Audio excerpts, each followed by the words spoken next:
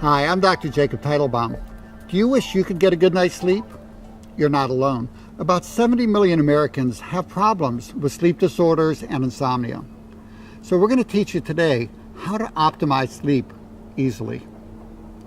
Now let's start with how much is a good night's sleep? And we can tell by looking at our history.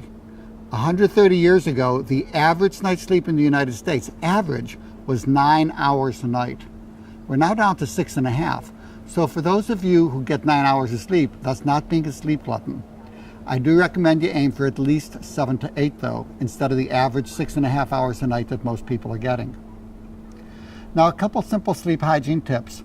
Number one, you want to avoid alcohol within 2 hours of bedtime. Doesn't mean you can't have a simple 1 or 2 drinks or a nightcap, but don't overdo it.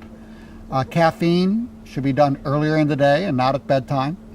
And also, no exercise within 2 hours of bedtime. That 2 hours before bedtime is time for you to relax and to let your body start to get into the routine of learning that it's time for sleep.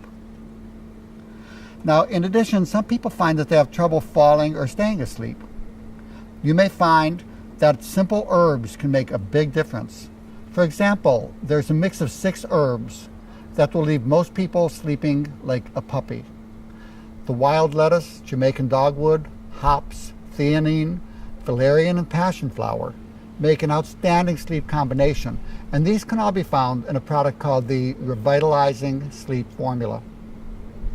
In addition, some of you may find that you have trouble with your mind being wide awake at bedtime.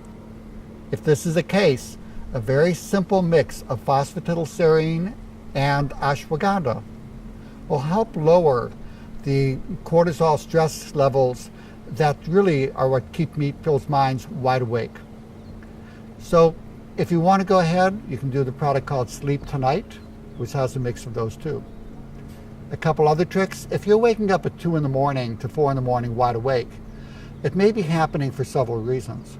One, you may be having a drop in blood sugar, and there's a simple trick to test for this and take care of it.